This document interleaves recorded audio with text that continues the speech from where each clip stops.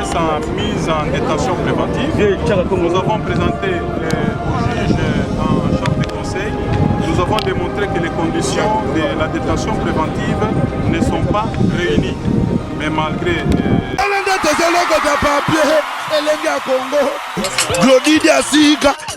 La mignonne,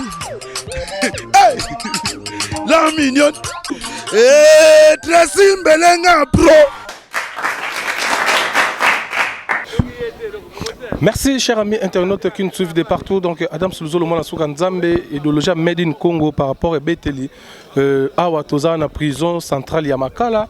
Awa toye na première séance Oyo Kofi Azoleka par rapport à jugement naïe. Donc na katikuna interdiction formelle ya caméra zali mais awa quand même tokozwa intervention ya avocat et puis l'intervention ya bandeko Oyo tokotia micro par rapport ya Marambo et Leki lelo. Donc retenez que Kofi Olomide première audience na ezaki lelo ezaki audience à huis clos Oyo et permettre kaka ba juge na yemoko accusé et Leki bien rendez-vous ça dans 15 jours mais tout à l'heure tu as ma précision et pas il y a avocat na et puis bandeko Oyo tous en bango vraiment avec bangonde tous vraiment moi ba impression na ndenge za la rara. Merci na batutu bota la biso na bi ke boze belé bota la biso na monde na www.elenga-congo TV na idéologie à Med Congo par rapport à bête la Tracy Mbelenga la même magique.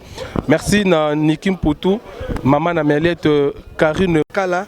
Nous voulons connaître qu'est-ce qui a été dit parce que les gens qui posent clause bobo ya ki ba noso ba kota o expliquer biso nino eleki na kati. Non, tout le monde sait que Kofi a été placé, tué pour réexaminer notre demande de mise en liberté provisoire. Merci. Les magistrats qui l'ont placé sous mandat d'arrêt provisoire. Une société sans mise en détention préventive. Nous avons présenté au juge en chambre de conseil. Nous avons démontré que les conditions de la détention préventive ne sont pas réunies. Mais malgré tout cela, les juges ne nous ont pas suivis. Il a autorisé sa détention préventive. Et nous venons de relever appel. Nous attendons que le juge d'appel, je crois qu'au plus tard, le début de la semaine, il va réexaminer la demande de sa mise en liberté provisoire. Et quelles sont les garanties de sa mise en liberté provisoire selon vous? Les garanties, c'est dans la loi. Les conditions de sa détention ne sont pas réunies. Ce qui fait qu'on ne peut pas les placer sous ce régime-là de détention préventive. Donc, si les juges d'appel peuvent seulement s'appuyer sur les dispositions légales, ça sera pour nous une meilleure garantie et il bénéficiera de la liberté provisoire. Merci. Mais surtout vraiment que presse, tu remercies Bino Mingi, pour les cabartistes. Il faut répéter, tu remercies presse pour les cabartistes. Bana Kofi Bakanga, Bakangaye, aucun artiste. Même les gens qui ça et ça, on ne sent pas vraiment compassion artiste. Mais si on de Guazali, c'est ce qui passe. Même Kofi, même un problème, mais pour le moment, les artistes photos ça derrière Kofi, va libérer Kofi. Tu connais l'acte ça qui met, na signe les artistes tu n'as que n'inga bien libanda mais et donc de ce problème mingi, n'inga pas que la procédure en tout cas est normale. Beaucoup de gens en prison, ils ont les rumeurs qui te conseillent vraiment que l'État a la langue de boy trafic de finances à dossier à Kofi parce que normalement on a déjà gauche droite trop. Normalement on va juste c'était. On va faire la vérité. Vraiment que tu sais vraiment que ceux qui na la loi o esengi bakanga mais ceux qui n'andeng donc moi en tout cas moi personnellement je suis pas content. Trafic ou bien j'ai par rapport à Nia. Non non. Ça là que le cause pour blessure. Ceux qui besoin la que trafic bon dénoncer mouton parce que non non non. Pour c'est quoi? Ngala bomba de mon côté. Ils ont pas la bombe de mon côté. Façon bakanga ko fait en tout cas moi je n'ai pas aimé. Même te boire même azali na aimé mais à ça qui m'a bé mais façon bakanga ko fait en tout cas on dirait contre rendre ba tout moko boye ba comme ko landela non non ça va là monter en tout cas ceux qui Kofi bakangiye ezali makambo ya sengi na Kenya mais il y a tant chose plus grave boye baté ezalaki coup volontaire et blessure mais maintenant ba volonté on a condamnation violence faite à la femme c'est là où les dangers existent.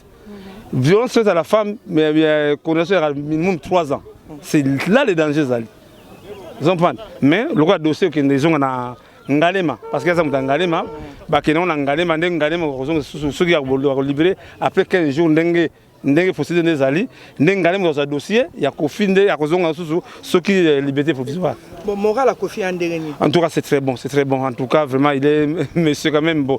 Il faut sauter, hein. Bon, aussi à message, vraiment que. Mais il y a déjà, on a un longo. Oui, maintenant, on sait qu'un artiste, en tout cas, je n'ai pas aimé. Hein. Tu remercies papa le tout m'a marqué pour Kima Kingai. N'a pas ça qui m'a marqué, papa m'a marqué pour Kima Kingai. Mais vieux, et donc, ça là, petit labino mutoyo amona passe lingai soma likambo benga ngai za mbongo te mais non c'est pas vérité je n'ai pas aimé ngamda souffrir ngana ki bana Kofi bana bakange team kolo akoba kiawa je n'ai pas vu ti de longa moko mais tant ba ina katimini ba bango moko pour mais non je n'ai pas aimé ça en tout cas qui ba vieux ba relève hein ba relève ba fier que petit mo bazali abunda pour na bino à 100 danger en tout cas na sengi na artiste congolais en tout cas bo sala en tout cas to se fait en côté même moninga ba problème qui ba lo ba français on reconnaît les bons amis dans le malheur mais bo sundeli Kofi vraiment Kofi est abandonné par les artistes congolais. Merci. Merci chers amis internautes, merci parce que vous allez que belé à Rolanda Bisso na mukula lelo par rapport à procès au ezalaki à huis clos au ya président Mopao Songambeli Lidusa Munduki par rapport à premier procès naïe. Donc Bolandi vraiment na boké bignon so ezaki huis clos caméra côté na 4T mais biso tozaki na 4 ndé to bimika na information pour na ko tenir bino par rapport à yango donc retenez que Koffi Olomide n'est pas condamné ndenge internet koma ki ba 18 mois ba 3 mois ezalaki nango procès ya internet oyo bato ba misaelaki mais oyo jugement epesi eza 15 jours. C'est-à-dire Koffi Olomide azana awa na makala pendant 15 jours donc ça fait au moins 2 semaines ndé bakoya sikoyo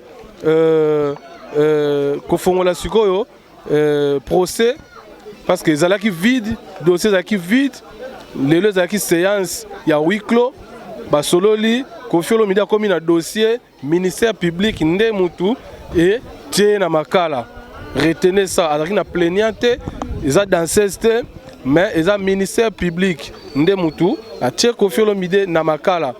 Retenez que après 15 jours bakozonga pona audience publique de l'église audience moko ya huis clos ezalika ba magistrat ba avocat na ministère public na yemoko accusé ezaki huis clos ba permettre que notre côté sa caméra pour tout ça mais dans 15 jours tokozonga a na makala pour tout ça la séance o ba bengi séance publique donc information ya ngwana beta beta lisusu munokote bolo bakeno 18 mois fermé ezaki lukuta l'état ayebi yangote wana ezaki bato internet nde bakoma ki bikoma koma 18 mois wana bobosana ba 3 mois wana pe bobosana o ba pesi eza 15 jours soki aye et que séance wana ba pesi na bango ye liberté provisoire abimi na yepe. Donc information yangwana merci na bino tout botali biso na rata www.elengiakongotv.com par rapport à G. Je vous salue tous et on se retrouve tout juste après pour biso boulot zakanango air nyoso donc sona longo awa na kesu boulot mususu comme les devoirs nous appellent. Merci na Amélia la grande dame maman na Cultis. Merci na Zola Koubien na 4 étoiles. Merci na Grâce Bilona Miss Alma. Merci Nabino Toubotali Biso, Tracy Mbeling à la main magique, Glody Diasoukala, mignonne de la presse. Merci à toi Chinois Noir et de la caméra puis à l'assistance de Aurélinda, petite sœur à mon boss. Mon boss dans Masaranga quoi. Donc merci Nabino Toubotali Biso. D'ici là portez-vous bien. Tokutalaka Nezalagara. Avec Koffi Olomide Quadre. Merci Karine Manard, la beauté divine de London, petite sœur propre et à Fifi Manard. Merci na Zola Koubien na 4 étoiles, Lissi le Congo à monter ma bleuse le banquier. Grâce Bilona Miss par rapport à G et Sali Pena bien monter ma Sylva Mabanga. Merci na Chinois Noir qui est derrière la caméra. Merci na Batutu Bozota la Bisso. Partout dans le monde, Yulia Samba Panache Pot de Fleurs de Paris. Nous avons que bijoux, fossette, bijoux par Hollanda Bisso. Nous avons que Amélia, la première dame maman na Cultis, pe azota la biso partout dans le monde et si tout ozwami wana vraiment merci na batutu vraiment na biki Maramboyo on se retrouve par rapport à Maramboyo dans 15 jours toya sikoyo toyeba juge à Olobanini tout à l'heure to landana intervention il y a maître avocat et puis chaque Congo par rapport à Paloli et on se retrouve tout juste après merci. Glodidia Sika, la mignonne, la mignonne, Tracy Mbelenga Pro.